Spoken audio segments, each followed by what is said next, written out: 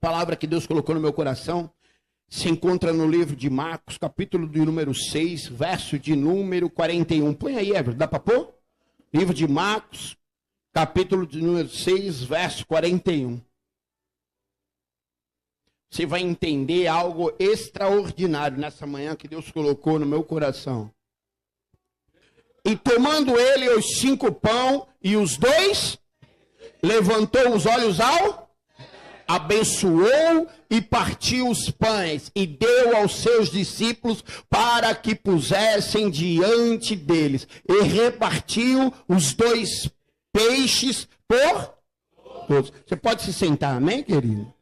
É coisa rápida.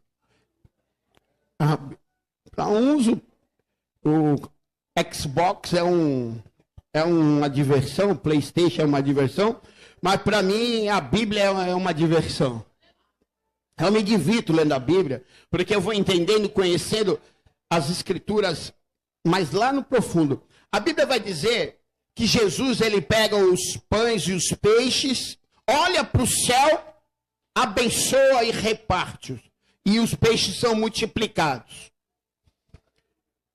A Bíblia vai dizer que, o estudo em hebraico vai dizer que existe uma palavra chamada berak, que significa de joelhos, que significa abençoar. Esta passagem, Jesus, ele pratica o berak, que existe até hoje entre os judeus. De joelhos, quando eu e você se prostramos ao Senhor, nós estamos dizendo, pastor, que estamos dependentes dele.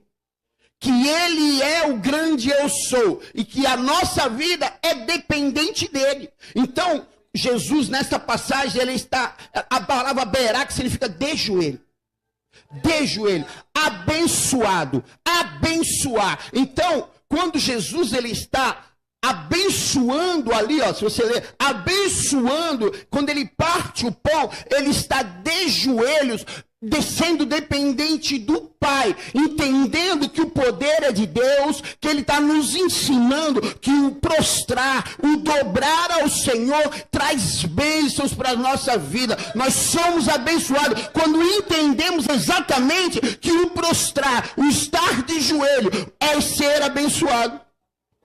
Porque a palavra no hebraico, berak, significa de joelhos. E significa a palavra barak, abençoar. E é exatamente isso que o nosso Jesus, que é o verbo que se fez carne e habitou entre nós, que ele nos ensina. Quando as pessoas estão passando necessidade de fome, quando o corpo humano sente a necessidade, que Jesus já está há muitos e muitos dias ali, pregando o evangelho, os discípulos dizem: ô Senhor, tá ruim o negócio ali. Estão com fome.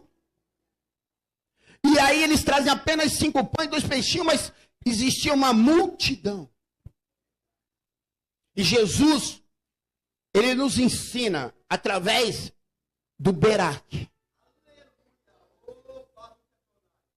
Ele entende que o joelho e o abençoar, se prostrar, ser dependente de Deus, traz uma ligação com o céu, que as nossas necessidades são supridas. Mas para isso eu tenho que entender o joelho.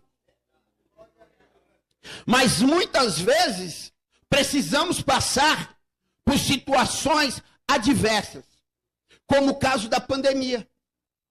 Nós estamos vivendo uma pandemia, sim ou não? Sim.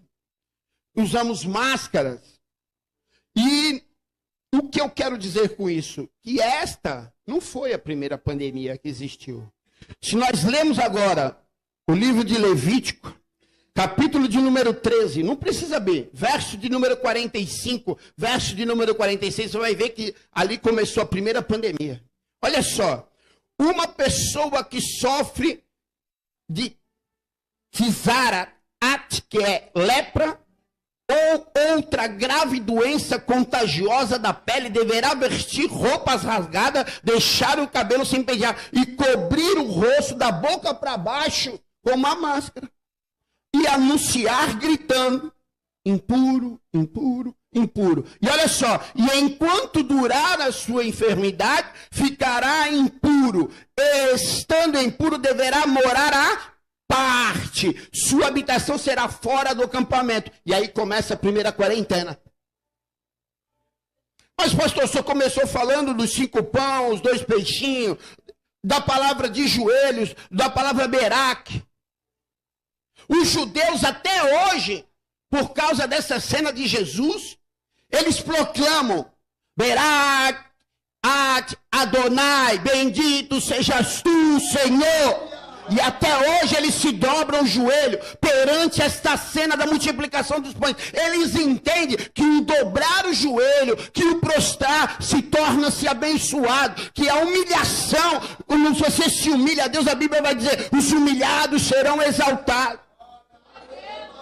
Mas pastor, agora o senhor foi para a pandemia.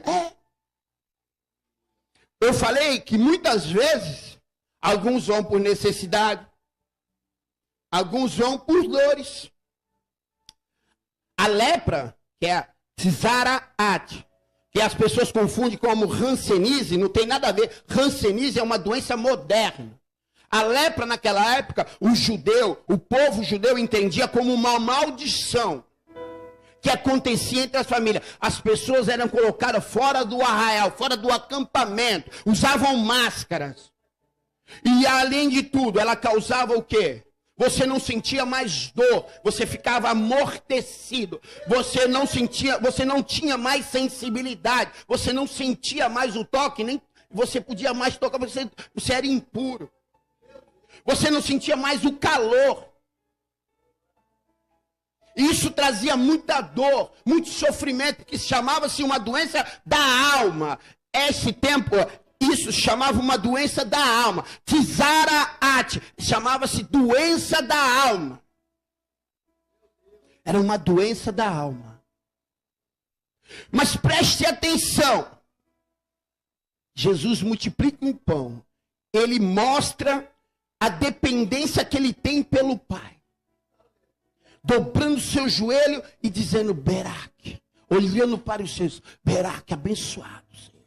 Beraque, Yate, Adonai, bendito sejas tu, ó Senhor.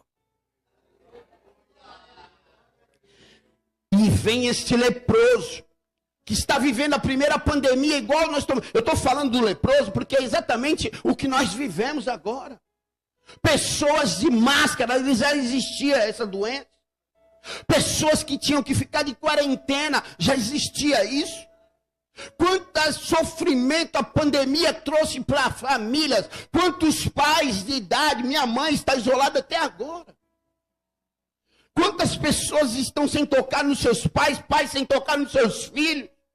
Quantas pessoas perderam seus entes queridos nessa pandemia. Quantas pessoas morreram. Quanto sofrimento foi ocasionado entre famílias, quantas separações. Quantos vídeos nós vemos na internet de filhos mandando mensagem para pai, pai, queria te abraçar. Quantos amigos, crianças, que nem o meu filho, que gostariam de estar na escola e pararam de estudar, de brincar, de pular, de chegar com o uniforme sujo dentro de casa.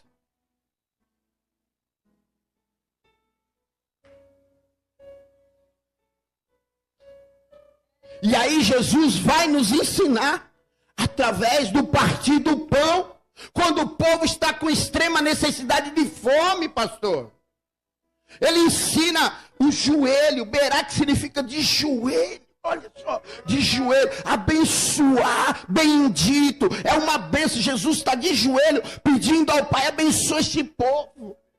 Abençoa, Pai. Eu tenho 5 pães, 2 peixinhos, Pai, mas sou dependente de Ti, meu Pai.